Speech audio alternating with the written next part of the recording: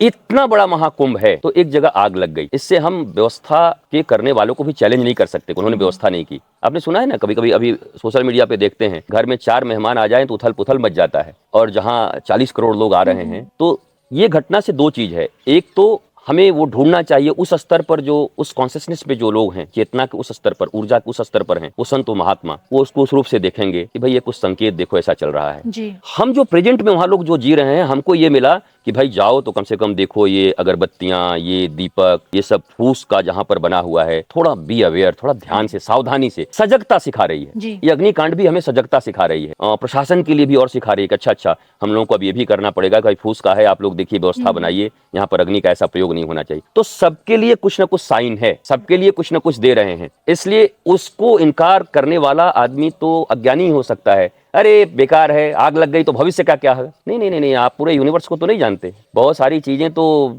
Instruction में ही आती हैं।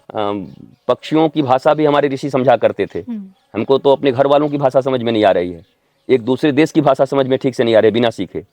हम वृक्षों की भाषा हमारे ऋषि मुनि समझते थे, तो वो कोई भाषा तो होगी भगवान की, अग्नि भगवान का मुख है, तो भाषा तो कुछ होगी भगवान की। और उस प्रकृति, उस परमात्मा की भाषा को कुछ डिकोड कर पाएंगे वो लोग जो चेतना के उस स्तर पर, ऊर्जा के उस स्तर पर होंगे, तो ये भी डिकोड होना चाहिए।